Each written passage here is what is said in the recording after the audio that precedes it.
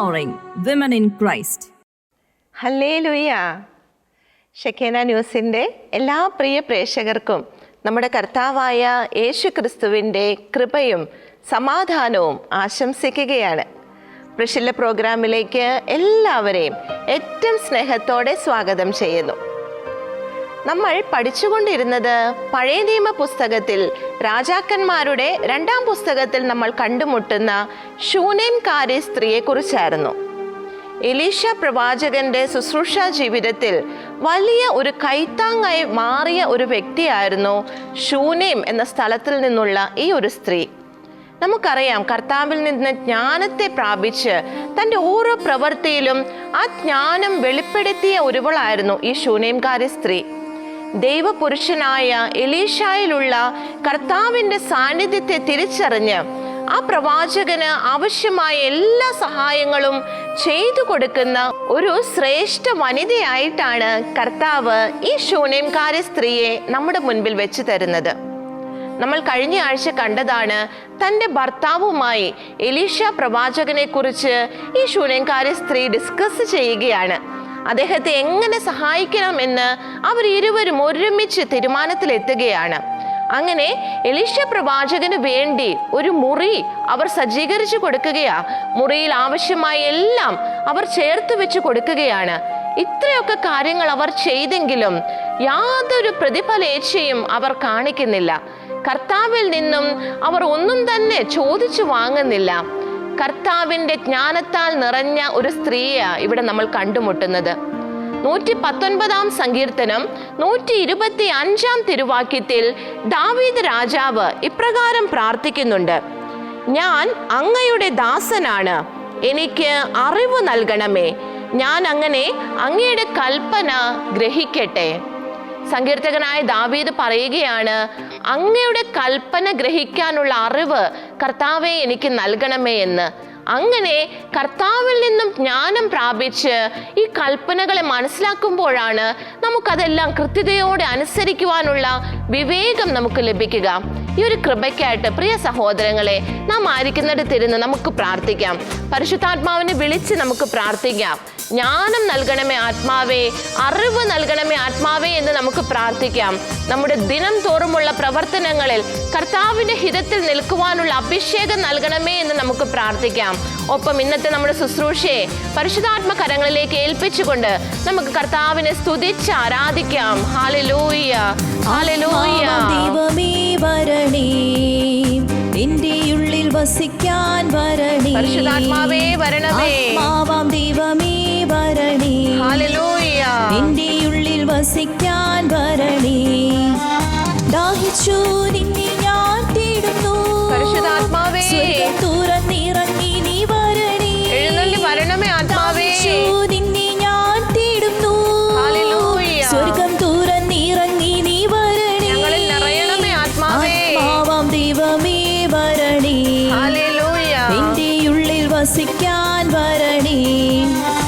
ആത്മാവാം ദൈവമേ വരണേ, നിന്റെ ഉള്ളിൽ വസിക്കാൻ വരണേ. പരിശുദ്ധാത്മാവേ, ഞങ്ങൾ ദാഹിച്ചു പ്രാർത്ഥിക്കുകയാണ്. ഞങ്ങളെ നയിക്കണമേ ആത്മാവേ, കർത്താവിൻ്റെ കൽപ്പനകളിലൂടെ, കർത്താവിൻ്റെ വഴിയിലൂടെ. പരിശുദ്ധാത്മാവേ, ഞങ്ങളെ നയിക്കണമേ. കൃത്യതയാർന്ന വഴിയിൽ നടക്കുവാൻ പരിശുദ്ധാത്മാവേ ഞങ്ങൾ അഭിഷേകം ചെയ്യണമേ. Hallelujah, hallelujah. പരിശുദ്ധാത്മാവേ വരണമേ. വചനത്തിൻ ശക്തി എന്നിൽ നിറച്ച്, ഹല്ലേലൂയ. വരങ്ങളാൽ നിറച്ചെന്നെ നയിക്കൂ. പരിശുദ്ധാത്മാവേ, വചനത്തിൻ ശക്തി എന്നിൽ നിറച്ച്, ആമേൻ, ആമേൻ. വരങ്ങളാൽ നിറച്ചെന്നെ നയിക്കൂ. ആത്മാവാം ദൈവമേ വരണേ, വരണമേ ആത്മാവേ. നിന്റെ ഉള്ളിൽ വസിക്കാൻ വരണേ. ഹല്ലേലൂയ. ആത്മാവാം ദൈവമേ വരണേ, നിന്റെ ഉള്ളിൽ വസിക്കാൻ വരണേ. പരിശുദ്ധാത്മാവേ വരണമേ. ആത്മാവാം ദൈവമേ വരണേ, ഹല്ലേലൂയ. നിന്റെ ഉള്ളിൽ വസിക്കാൻ വരണേ. പരിശുദ്ധാത്മാവേ. ആത്മാവാം ദൈവമേ വരണേ, നിന്റെ ഉള്ളിൽ വസിക്കാൻ വരണേ. നിറയണമേ ആത്മാവേ. ആത്മാവാം ദൈവമേ വരണേ, ഞങ്ങളെ ഓരോരുത്തരിലും നിറയണമേ. നിന്റെ ഉള്ളിൽ വസിക്കാൻ വരണേ. ഹല്ലേലൂയ. ആത്മാവാം ദൈവമേ വരണേ, നിന്റെ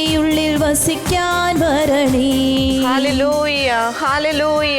പരിശുദ്ധാത്മാവേ, ഞങ്ങളുടെ ഈ ശുശ്രൂഷയെ ഏറ്റെടുക്കണമേ. കർത്താവിന്റെ ഹിതത്തെ തിരിച്ചറിയുവാൻ, അതിനനുസരിച്ച് ഞങ്ങളുടെ ജീവിതങ്ങളെ രൂപാന്തരപ്പെടുത്തുവാൻ പരിശുദ്ധാത്മാവേ ഞങ്ങളെ സഹായിക്കണമേ. ഞങ്ങളുടെ ഇടയിലേക്ക് പരിശുദ്ധാത്മാവേ അങ്ങ് ഇറങ്ങി വരണമേ. Hallelujah, hallelujah. പരിശുദ്ധാത്മാവേ, ഞങ്ങൾ ഓരോരുത്തരെയും നയിക്കണമേ. പരിശുദ്ധാത്മാവേ, ഹല്ലേലൂയ, ഹല്ലേലൂയ, ഹല്ലേലൂയ. ഞങ്ങളുടെ പ്രിയപ്പെട്ട അമ്മേ മാതാവേ, കർത്താവിൽ നിന്നും അറിവ് നേടി ജ്ഞാനത്താൽ നിറഞ്ഞ് ഓരോ ജീവിതചര്യയിലും ഓരോ പ്രവൃത്തിയിലും കർത്താവിൻ്റെ ഹിതത്തെ പൂർത്തീകരിച്ച ഞങ്ങളുടെ പ്രിയപ്പെട്ട അമ്മേ, ആ ഒരു കൃപ ഞങ്ങൾക്ക് ലഭിക്കുവാൻ ഞങ്ങൾ ഓരോരുത്തർക്കും വേണ്ടി അമ്മയെ പ്രാർത്ഥിക്കണമേ. വിശുദ്ധ യോസേപ്പ് പിതാവേ, തിരുക്കുടുംബത്തിൻ്റെ പാലക, ഞങ്ങളുടെ കുടുംബങ്ങൾ കർത്താവിൻ്റെ ജ്ഞാനത്താൽ നയിക്കപ്പെടുന്ന കുടുംബങ്ങളായി മാറുവാൻ യോസേപ്പ് പിതാവേ ഞങ്ങൾക്ക് വേണ്ടി പ്രാർത്ഥിക്കണമേ. നമുക്ക് ചേർന്ന് പ്രാർത്ഥിക്കാം. നന്മ നിറഞ്ഞ മറിയമേ സ്വസ്തി, കർത്താവ് അങ്ങയോടുകൂടെ സ്ത്രീകളിൽ അങ്ങ് അനുഗ്രഹിക്കപ്പെട്ടവളാകുന്നു. അങ്ങയുടെ ഉദരത്തിൻ ഫലമായി ഈശോ അനുഗ്രഹിക്കപ്പെട്ടവനാകുന്നു. പരിശുദ്ധ മറിയമേ, തമ്പുരാന്റെ അമ്മേ, പാപികളായ ഞങ്ങൾക്ക് വേണ്ടി ഇപ്പോഴും ഞങ്ങളുടെ മരണസമയത്തും തമ്പുരാനോട് അപേക്ഷിക്കണമേ. ആമേൻ, ആമേൻ. യേശു ക്രിസ്തുവിൽ എൻ്റെ പ്രിയമുള്ള സഹോദരങ്ങളെ, നമ്മൾ ശൂനേംകാരി സ്ത്രീയുടെ ജീവിതത്തിലൂടെ യാത്ര ചെയ്തു വരികയായിരുന്നു. നമുക്കറിയാം, അവൾ വളരെ വിവേചന ശക്തിയോടുകൂടി എലീശ പ്രവാചകനിലുള്ള ദൈവാത്മാവിനെ തിരിച്ചറിയുകയും ആ പ്രവാചകന് വേണ്ടുന്നതായ എല്ലാ സഹായവും ചെയ്തു കൊടുക്കുകയും ചെയ്യുന്നുണ്ട്. തുടർന്ന് എലീശ പ്രവാചകൻ പ്രതിഫലമായി അവൾക്ക് പ്രതിനന്ദിയായി എന്തു ചെയ്യണമെന്ന് ആലോചിച്ചപ്പോൾ യാതൊന്നും ആവശ്യമില്ലെന്നാണ് അവൾ മറുപടി പറയുന്നത്. തനിക്കുള്ളതിൽ വളരെ സംതൃപ്തയായ ഒരു സ്ത്രീയെ കർത്താവ് നമുക്ക് മുൻപിൽ കാണിച്ചു തരികയാണ്. എന്നാൽ ഇത് പറയുമ്പോഴും അവളുടെ ജീവിതത്തിൽ, അവളുടെ ഹൃദയത്തിൽ അവൾ ഒളിച്ചു വെച്ചിരുന്ന ഒരു വലിയ സ്വപ്നം അവൾക്കുണ്ടായിരുന്നു. അവളുടെ ജീവിതത്തിൽ അവൾക്കൊരു കുഞ്ഞിനെ കർത്താവ് നൽകിയിരുന്നില്ല. എന്നാൽ അതിൻ്റെ ഒരു പരിഭവമോ വിഷമമോ അവളുടെ പ്രവർത്തികളിലോ സംസാരത്തിലോ ഒന്നും കടന്നു വരുന്നതായി നമ്മൾ കാണുന്നില്ല. സുഭാഷിത പുസ്തകങ്ങളിലേക്ക് കടന്നു വരുമ്പോൾ 20-ാം അധ്യായം അവിടെ 27-ാം തിരുവാക്യത്തിൽ നാം ഇപ്രകാരമാണ് വായിക്കുക: മനുഷ്യചേതന കർത്താവ് കൊളുത്തിയ വിളക്കാണ്. കർത്താവ് കൊളുത്തിയ വിളക്കാണ്. അത് അവന്റെ ഉള്ളറകൾ പരിശോധിക്കുന്നു. അത് അവന്റെ ഉള്ളറകൾ പരിശോധിക്കുന്നു. നമ്മുടെ ഉള്ളറകൾ പരിശോധിക്കുന്ന കർത്താവിൻ്റെ ആ ഒരു പ്രകാശത്തെക്കുറിച്ച് ഇവിടെ തിരുവചനം നമുക്ക് പറഞ്ഞു തരുന്നത്. നാം എത്രമാത്രം ഒളിച്ചു വെച്ചാലും കർത്താവ് അതെല്ലാം അറിയുന്നുണ്ട്. സുഭാഷിത പുസ്തകങ്ങളിൽ നമ്മൾ വായിച്ച തിരുവചനത്തിൻ്റെ പൂർത്തീകരണം എന്നതുപോലെ എലീശ പ്രവാചകൻ ആ സ്ത്രീയുടെ ഉള്ളറകൾ പരിശോധിച്ച് അവളുടെ ഉള്ളിലുണ്ടായിരുന്ന ആ വലിയ ആഗ്രഹത്തെ തിരിച്ചറിയുകയാണ്. അതനുസരിച്ച് അവൾക്കൊരു കുഞ്ഞുണ്ടാകും എന്ന് എലീശ പ്രവാചകൻ പ്രവചിക്കുന്നുണ്ട്. രാജാക്കന്മാരുടെ 2-ാം പുസ്തകം 4-ാം അധ്യായം 17-ാം തിരുവാക്യം നമുക്കൊന്ന് ശ്രദ്ധിക്കാം. എലീശ പറഞ്ഞതുപോലെ അവൾ ഗർഭം ധരിച്ച് അടുത്ത വസന്തത്തിൽ ഏകദേശം എലീശ പ്രവാചകൻ പറഞ്ഞ ആ സമയത്ത് ഒരു പുത്രനെ പ്രസവിച്ചു. ഇത്രത്തോളം നമ്മൾ കഴിഞ്ഞ ആഴ്ച കണ്ടതാണ്. അങ്ങനെ ശൂനേംകാരി സ്ത്രീ കർത്താവിൽ നിന്ന് വലിയ ഒരു അത്ഭുതത്തെ സ്വന്തമാക്കുകയാണ്. ഒരു കുഞ്ഞിനെ അവൾക്ക് കർത്താവ് ദാനമായി നൽകുകയാണ്. ആ കുഞ്ഞ് അവളുടെ ഭവനത്തിലേക്ക് കടന്നു വരുന്നു. ആ കുഞ്ഞിൻ്റെ ഓരോ വളർച്ചയുടെ ഘട്ടങ്ങളും ഈ അമ്മ ആസ്വദിക്കുകയാണ്. ആ ഭവനത്തിൻ്റെ ഒരു ആനന്ദമായിട്ട് ആ കുഞ്ഞ് തീർച്ചയായും മാറുന്നതായിട്ട് നമുക്ക് കാണുവാനായിട്ട് സാധിക്കും. ഇന്ന് നമ്മൾ ചിന്തിക്കാൻ പോകുന്നത് അതേ അധ്യായത്തിൽ 18 മുതൽ 37 വരെയുള്ള തിരുവാക്യങ്ങളിലൂടെയാണ്. അവിടെ കർത്താവ് ചില ആത്മീയ മർമ്മങ്ങൾ നമുക്കായിട്ട് ഒരുക്കി വെച്ചിട്ടുണ്ട്. നമുക്ക് 18-ാം തിരുവാക്യം ഒന്ന് ശ്രദ്ധിക്കാം. കുട്ടി വളർന്നു. ഒരു ദിവസം അവൻ കൊയ്ത്തുകാരോട് കൂടെ ആയിരുന്ന പിതാവിന്റെ അടുത്തേക്ക് ചെന്നു. അങ്ങനെ ആ കുഞ്ഞ് വളർന്നു. അവൻ ബാലനായി പിതാവിൻ്റെ ഒപ്പം, കൊയ്ത്തുകാരുടെ ഒക്കെ ഒപ്പം ആയിരിക്കുകയാണ്. എന്നാൽ തൊട്ടടുത്ത വാക്യത്തിൽ എന്താണ് തിരുവചനം പറയുന്നത്? അവൻ പറഞ്ഞു, അയ്യോ എൻ്റെ തല വേദനിക്കുന്നു. പിതാവ് ഭൃത്യനോട് പറഞ്ഞു, അവനെ അമ്മയുടെ അടുക്കൽ കൊണ്ടുപോയി ആക്കൂ. ഇവിടെ ആ കുഞ്ഞിന് യാതൊരു പ്രശ്നവും ഉണ്ടായിരുന്നില്ല. പെട്ടെന്ന് ആ കുഞ്ഞിന് തലയ്ക്ക് എന്തോ ബുദ്ധിമുട്ട് വരുന്നു. കുഞ്ഞിനെ അമ്മയുടെ അടുക്കലേക്ക് കൊണ്ടുപോകുന്നു. തൊട്ടടുത്ത വാക്യത്തിൽ തിരുവചനം എന്താ പറഞ്ഞു തരുന്നത്? അവൻ കുട്ടിയെ എടുത്ത് അമ്മയുടെ അടുക്കലാക്കി.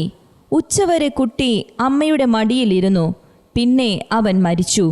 എൻ്റെ പ്രിയ സഹോദരങ്ങളെ, വളരെ സന്തോഷം നിറഞ്ഞ ഒരു അന്തരീക്ഷമായിരുന്നു. എന്നാൽ പെട്ടെന്ന് തന്നെ അവിടെ എല്ലാം മാറി മറിയുകയാണ്. ആ കുടുംബത്തിൽ താങ്ങാനാവാത്ത ഒരു പ്രതിസന്ധി കടന്നു വരികയാണ്. അവരുടെ ഏറ്റവും വിലപ്പെട്ട, അവരുടെ ഏറ്റവും മഹനീയമായിട്ട് അവർ കരുതിയിരുന്ന അവരുടെ സമ്പത്ത്, ആ കുഞ്ഞ് പെട്ടെന്ന് തന്നെ മരണമടയുകയാണ്. എൻ്റെ പ്രിയ സഹോദരങ്ങൾ, ഈ ഒരു അവസ്ഥയിലായിരിക്കുമ്പോൾ ആ ഒരു അമ്മ, അവളുടെ വികാരം എന്തായിരിക്കും? അവളുടെ ഇതിനോടുള്ള ആ ഒരു റിയാക്ഷൻ അതെന്തായിരിക്കും? നോർമലായിട്ട് നമ്മൾ ചിന്തിച്ചാൽ അവൾ വലിയ വായിൽ നിലവിളിക്കുന്നതായി, കർത്താവിനോട് കുറെ എണ്ണിപ്പറക്കുന്നതായിട്ടൊക്കെ നമുക്ക് ഭാവന കാണാൻ സാധിക്കും. എന്നാൽ ഇവിടെ ഈ ശൂനേംകാരിയുടെ പ്രവർത്തനം, അവളുടെ തുടർന്നുള്ള ഓരോ നടപടിയും നമുക്ക് ഓരോരുത്തർക്കും വലിയ പ്രചോദനമായി തീരുന്നതാണ്. തൊട്ടടുത്ത വാക്യത്തിൽ തിരുവചനം എന്താ പറഞ്ഞു തരുന്നത്? അവൾ അവനെ മുകളിൽ കൊണ്ടുചെന്ന് ദൈവപുരുഷന്റെ കിടക്കയിൽ കിടത്തിയതിനു ശേഷം വാതിലടച്ച് പുറത്തു പോന്നു. അവൾ ആ കുഞ്ഞിനെ, മരണമടഞ്ഞ തൻ്റെ ഏക മകനെ ദൈവപുരുഷന് കൊടുത്തിരുന്ന ആ മുറിയിൽ അദ്ദേഹത്തിൻ്റെ കട്ടിലിൽ കൊണ്ടുപോയി കിടത്തിയിട്ട് അവൾ പുറത്തേക്ക് പോവുകയാണ്. എന്തിനാണ് പോകുന്നതെന്ന് അറിയാമോ? അവൾ നേരെ കർത്താവിൻ്റെ സന്നിധിയിലേക്ക് ഓടുകയാണ്. നമുക്കറിയാം, പഴയ നിയമകാലത്ത് പരിശുദ്ധാത്മാവിൻ്റെ പ്രവർത്തനങ്ങൾ ചില വ്യക്തികളിലൂടെയായിരുന്നു. സ്പെഷ്യലായിട്ട് കർത്താവിൻ്റെ തെരഞ്ഞെടുപ്പ് ലഭിച്ച ചില വ്യക്തികളിലൂടെയാണ് കർത്താവ് പ്രവർത്തിച്ചിരുന്നത്, കർത്താവിൻ്റെ ശക്തി പ്രകടമാക്കിയിരിക്കുന്നത്. അതുപോലെ ഒരു വ്യക്തിയായിരുന്നു എലീശ പ്രവാചകൻ. ഈ സ്ത്രീയുടെ കാലഘട്ടത്ത് കർത്താവിന്റെ ശക്തി വെളിപ്പെടുത്തിയിരുന്ന എലീശ പ്രവാചകന്റെ അടുക്കലേക്ക് അവൾ അവിടെ നിന്ന് ഇറങ്ങി ഓടുന്നതായിട്ടാണ് നമ്മൾ കാണുന്നത്. അപ്പോൾ ഭർത്താവ് അവളോടൊരു ചോദ്യം ചോദിക്കും. നമുക്ക് 23-ാം തിരുവാക്യത്തിലേക്ക് കടന്നു വരാം. അവൻ ചോദിച്ചു, നീ ഇന്ന് അവന്റെ അടുത്തേക്ക് പോകുന്നത് എന്തിന്? ഇന്ന് അമാവാസിയോ സാബത്തോ അല്ലല്ലോ. അവൾ പറഞ്ഞു, നന്മ ഭവിക്കും. എൻ്റെ പ്രിയ സഹോദരങ്ങളെ, ഈ ഒരു അമ്മയുടെ വികാരത്തെ, ആ ഒരു വിചാരത്തെ നാം ഒന്ന് ചിന്തിച്ചു നോക്കിക്കേ. തൻ്റെ കുഞ്ഞ് മരിച്ചു കിടക്കുകയാണ്, അവൾ ഓടുകയാണ്. ഭർത്താവിനോട് എന്താ അവൾ പറയുന്നത്? All is going to be well, എല്ലാം നന്നായി വരും, എല്ലാം നന്മയ്ക്കായി വരും. തൻ്റെ ഭർത്താവിനോട് എല്ലാം പങ്കുവച്ചിരുന്ന, അദ്ദേഹത്തിനോട് എല്ലാ ആലോചനയും ചോദിച്ചിരുന്ന ഒരുവളായിരുന്നു അവൾ. നമ്മൾ ആദ്യ ഭാഗത്ത് കണ്ടതാണ്. എന്നാൽ ആ ഒരു പ്രത്യേക സാഹചര്യത്തിൽ വളരെ ജ്ഞാനത്താൽ നിറഞ്ഞ് വളരെ ശാന്തമായിട്ട് തൻ്റെ ജീവിതത്തിലേക്ക് വരാവുന്ന ഏറ്റവും വലിയ പ്രതിസന്ധിയെ അവൾ നേരിടുകയാണ്. ഓടി അവൾ ഇറങ്ങുന്നുണ്ട്, ഭർത്താവിനോട് തിരക്കാണെന്നൊക്കെ പറയുന്നുണ്ട്. എന്നാൽ ഭർത്താവ് ചോദിച്ചപ്പോൾ അവൾ എന്താ ഉത്തരം പറഞ്ഞേ? നന്മ ഭവിക്കും, എല്ലാം ശരിയാകും, ഒന്നും ഒരു കംപ്ലൈൻറ്റോ ഒന്നും അവിടെ കാണുന്നില്ല നമ്മൾ. അവൾ വളരെ ശാന്തമായി എല്ലാം നന്മയ്ക്കായി ഭവിക്കുമെന്ന് പറഞ്ഞ് വളരെ വേഗത്തിൽ പോവുകയാണ്. പോകുന്ന വഴിക്ക് ഭൃത്യനോടും അവളുടെ മനസ്സിലെ വേദനകളോ അവളെ അലട്ടുന്ന ആ വലിയൊരു പ്രശ്നമോ ഒന്നും അവൾ ആരോടും പറയുന്നില്ല. വളരെ ശാന്തതയോടെ എന്നാൽ ധൃതിയോടുകൂടി തന്നെ അവൾ വേഗം തന്നെ എലീശ പ്രവാചകന്റെ അടുക്കലേക്ക്, കാർമൽ മലയിലേക്ക് വളരെ വേഗത്തിൽ പോവുകയാണ്. അങ്ങനെ പോകുന്ന വഴി അവിടെ ചെല്ലുമ്പോൾ ഇത് ദൂരെ നിന്ന് എലീശ പ്രവാചകൻ കാണുന്നുണ്ട്. അവൾ ഓടി വരുന്നത് കാണുന്നുണ്ട്. തൻ്റെ ഭൃത്യനായ ഗഹസിയെ അവളുടെ അടുക്കലേക്ക് പറഞ്ഞയക്കുകയാണ്. എന്തിനാണ് അവൾ വരുന്നതെന്ന് ചോദിച്ച് ഗഹസിയെ എലീശ പ്രവാചകൻ ഈ ശൂനേംകാരി സ്ത്രീയുടെ അടുക്കലേക്ക് പറഞ്ഞയക്കുന്നുണ്ട്. നമുക്ക് തിരുവചനത്തിലേക്ക് വരാം. രാജാക്കന്മാരുടെ 2-ാം പുസ്തകം 4-ാം അധ്യായം, അവിടെ 26-ാം തിരുവാക്യം. ഓടിച്ചെന്ന് അവളെ സ്വീകരിച്ച് അവൾക്കും ഭർത്താവിനും കുഞ്ഞിനും സുഖം തന്നെയോ എന്ന് അന്വേഷിക്കുക. സുഖം തന്നെ, അവൾ പറഞ്ഞു. ഇതിൽ നിന്ന് എന്താണ് പ്രിയ സഹോദരങ്ങളെ നമുക്ക് മനസ്സിലാക്കേണ്ടത്? തൻ്റെ കുഞ്ഞ് മരിച്ചു കിടക്കുകയാണ്. എന്നിട്ടും ഈ ഗഹസി വന്ന് ചോദിക്കുമ്പോൾ ശൂനേംകാരി സ്ത്രീ എന്താ പറയുന്നേ? അവൾക്ക് സുഖമാണെന്ന്, ഓൾ ഈസ് വെൽ എന്ന് അവൾ പറയുന്നേ. എൻ്റെ പ്രിയ സഹോദരങ്ങൾ, ഇതെങ്ങനെ അവൾക്ക് സാധിച്ചത്? തൻ്റെ ഹൃദയത്തിൽ ഇത്രയും വലിയ ഭാരം അവൾ ചുമന്നുകൊണ്ട് നടക്കുമ്പോഴും അധരത്തിലൂടെ എന്താ അവൾ പുറത്തേക്ക് വിടുന്നത്? എല്ലാം ഭദ്രമായിരിക്കുന്നു, എല്ലാം ശുഭമായിരിക്കുന്നു, ഓൾ ഈസ് വെൽ, എല്ലാവർക്കും, ഭർത്താവിനും തനിക്കും കുഞ്ഞിനും എല്ലാം സുഖമാണെന്ന് അവൾ ഗഹസിയോട് പറയുകയാണ്. എന്തുകൊണ്ട് അവൾ അങ്ങനെ പറഞ്ഞിട്ടുണ്ടാവുക?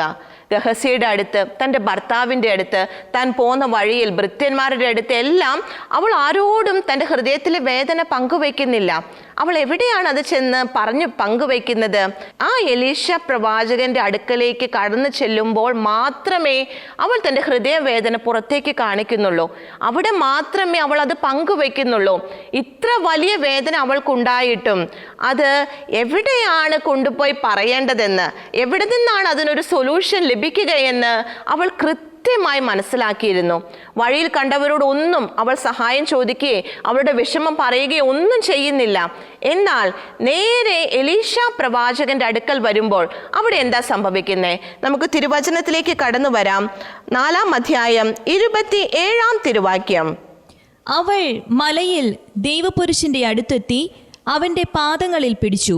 അവൾ കാർമൽ മലയിലെത്തി, ദൈവപുരുഷന്റെ അടുക്കലെത്തി, എലീശ പ്രവാചകന്റെ അടുക്കലെത്തി, അദ്ദേഹത്തിന്റെ കാലിൽ കെട്ടിപ്പിടിച്ച് കിടന്ന് തൻ്റെ ആ വിഷമം അവൾ പറഞ്ഞു തീർക്കുകയാണ്.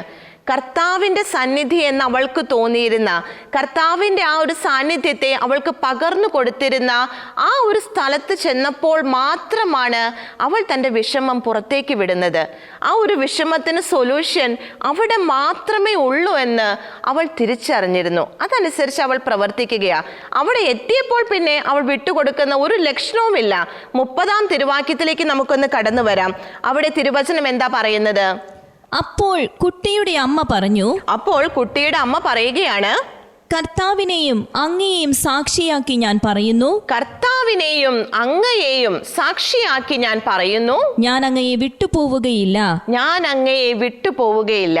അപ്പോൾ അവൻ അവളെ അനുഗമിച്ചു. എലീശ പ്രവാചകൻ ഈ സ്ത്രീയോട് കൂടെ അവളുടെ വീട്ടിലേക്ക് കടന്നു ചെല്ലുകയാണ്.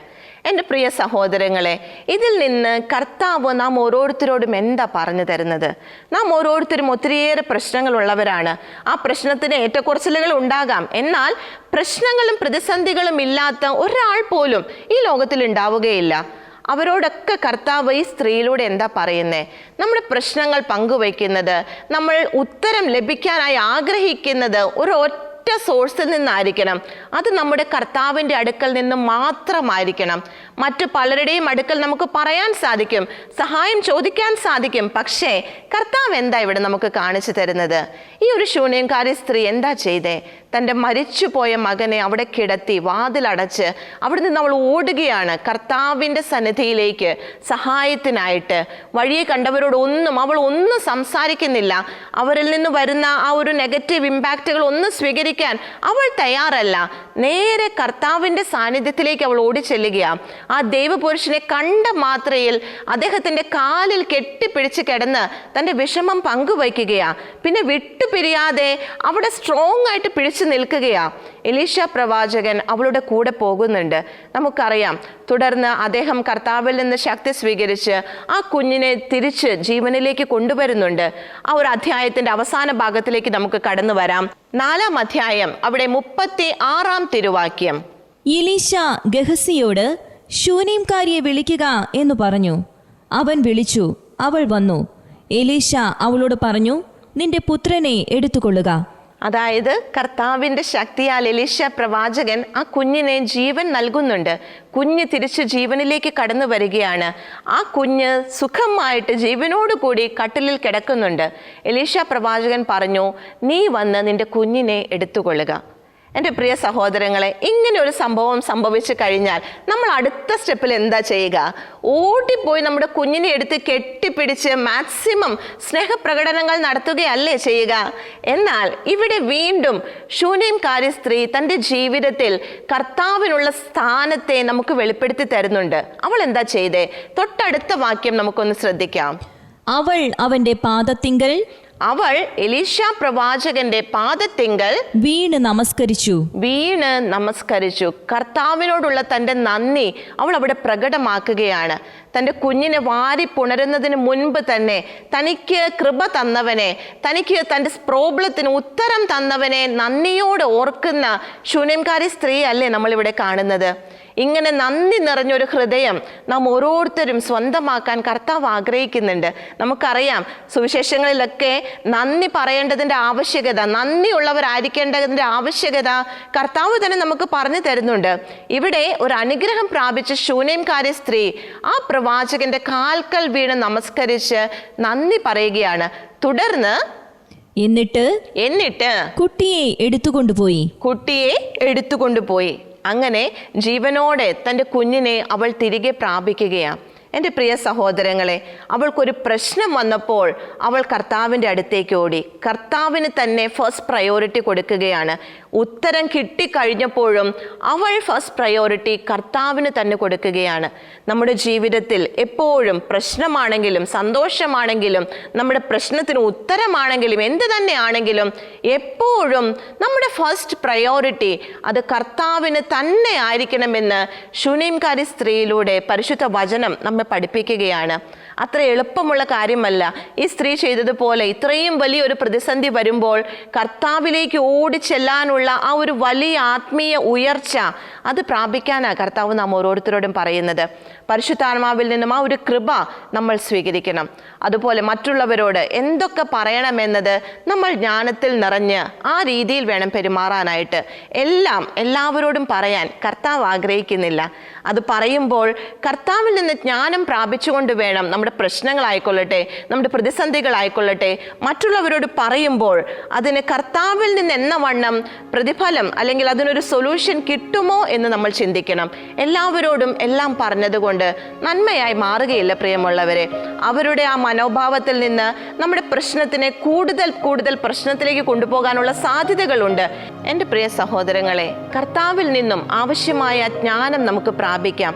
ആരോട് എന്ത് പറയണമെന്ന്, നമുക്കൊരു പ്രശ്നം വരുമ്പോൾ സൊല്യൂഷൻ എവിടെ നിന്ന് ലഭിക്കുമെന്നത് ഒക്കെ ആ ജ്ഞാനത്തിൽ നിറയുമ്പോൾ നമുക്ക് മനസ്സിലാക്കാനായി സാധിക്കും. പരിശുദ്ധാത്മാവിൻ്റെ ഫലങ്ങൾ നമ്മുടെ ജീവിതത്തിൽ നിറവേറുമ്പോൾ മാത്രമാണ് ഇതെല്ലാം കൃത്യതയോടെ മനസ്സിലാക്കാൻ നമുക്ക് സാധിക്കുക. ശൂന്യംകാരി സ്ത്രീ ഇത്ര വലിയ പ്രതിസന്ധി വന്നപ്പോഴും അവൾ ജ്ഞാനത്തിൽ നിറഞ്ഞുകൊണ്ട് പ്രവർത്തിക്കുകയാണ്. തൻ്റെ പ്രശ്നം കൊണ്ടുചെല്ലേണ്ട അടുത്തേക്ക് മാത്രം അവൾ കൊണ്ടുചെല്ലുകയാണ്. അവൾക്കതിന് ഉത്തരം ലഭിക്കുകയും ചെയ്യുകയാണ്. നമ്മുടെ ജീവിതത്തിൽ എപ്പോഴും കർത്താവിന് ഫസ്റ്റ് പ്രയോറിറ്റി കൊടുക്കുവാനുള്ള കൃപയ്ക്കായി നമുക്ക് പ്രാർത്ഥിക്കാം. നന്ദിയുള്ള ഹൃദയത്തോടെ നമുക്കായിരിക്കാം പ്രിയമുള്ളവരെ. ഇതുപോലെ പലരിലൂടെ കർത്താവ് നമുക്ക് നൽകുന്ന ആ ഗൈഡൻസിനെ ഓർത്ത് നമുക്ക് നന്ദി പറയാം. ഇവർക്കൊക്കെ ഇത് സാധിച്ചെങ്കിൽ നമുക്കും സാധിക്കും. നമുക്കും ഇതൊരു പാഠമായിട്ട് കർത്താവ് മുൻപിലേക്ക് തരികയാണ്. ആ ഒരു പാഠത്തെ ഉൾക്കൊണ്ടുകൊണ്ട് നന്ദി നിറഞ്ഞ ഹൃദയത്തോടെ കർത്താവിൻ്റെ മുൻപിൽ നമുക്കായിരിക്കാം. നമുക്കൊന്ന് ചേർന്ന് നമ്മുടെ കർത്താവിനെ ആരാധിക്കാം. Hallelujah, hallelujah. കർത്താവേ, അങ്ങ് എല്ലാറ്റിനും മതിയായവനാണെന്ന് ഞങ്ങൾ വിശ്വസിക്കുന്നു. ഞങ്ങളുടെ ജീവിതത്തിലെ പ്രഥമ സ്ഥാനം അങ്ങേക്ക് നൽകുവാൻ ഞങ്ങൾ ആഗ്രഹിക്കുന്നു.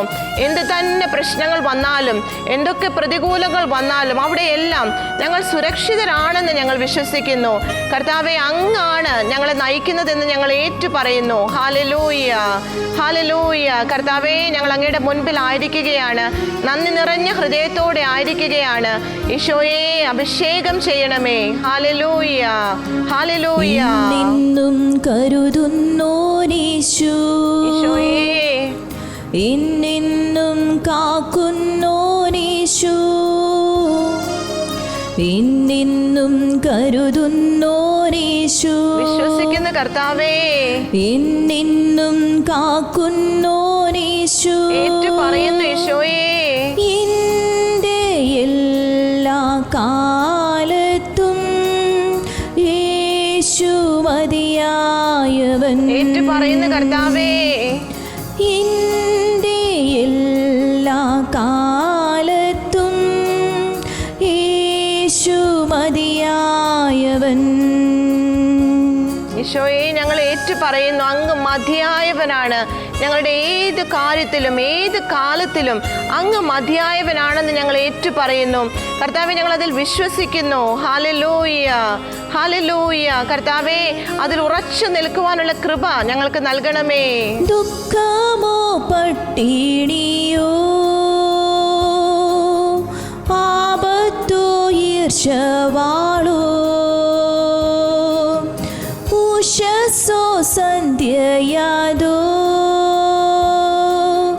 ഇരുളോ പ്രകാശമോ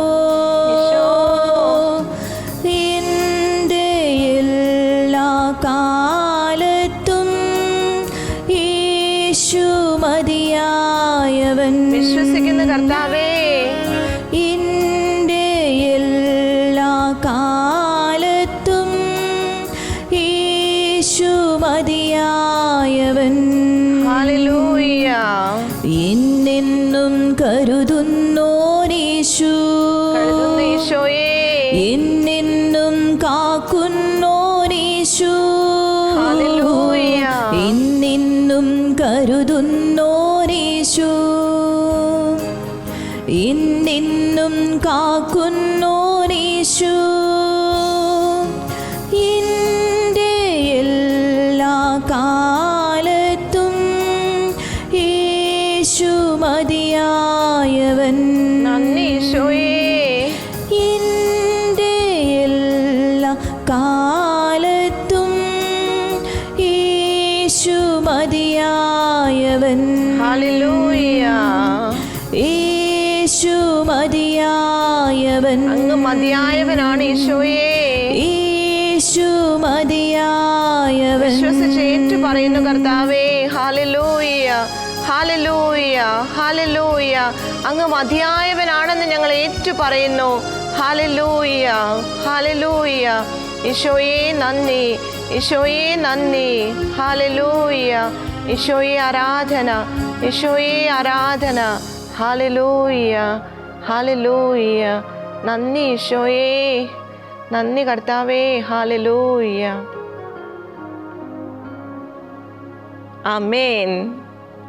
എൻ്റെ പ്രിയ സഹോദരങ്ങളെ, ശൂന്യംകാരി സ്ത്രീ നമുക്ക് കാണിച്ചു തന്നതുപോലെ എത്ര വലിയ പ്രശ്നമായിക്കൊള്ളട്ടെ, ഉത്തരം കർത്താവിൽ മാത്രമാണുള്ളത്. കർത്താവിലേക്ക് നമുക്ക് ഓടിച്ചെല്ലാം. ഉത്തരം കിട്ടിക്കഴിയുമ്പോഴും കർത്താവിന് നന്ദി പറഞ്ഞ് നന്ദിയുള്ള ഹൃദയത്തോടെ നമുക്കായിരിക്കാം. പരസ്പരം പ്രാർത്ഥിച്ച് പ്രോത്സാഹിപ്പിച്ച് നമ്മുടെ വിശ്വാസയാത്രയിൽ ധീരതയോടെ നമുക്ക് മുന്നോട്ട് പോകാം. കർത്താവ് എല്ലാവരെയും സമൃദ്ധമായി അനുഗ്രഹിക്കുകയും പരിപാലിക്കുകയും ചെയ്യട്ടെ. നിങ്ങളുടെ അഭിപ്രായങ്ങളും പ്രാർത്ഥനാ നിയോഗങ്ങളും ഞങ്ങളെ അറിയിക്കുക.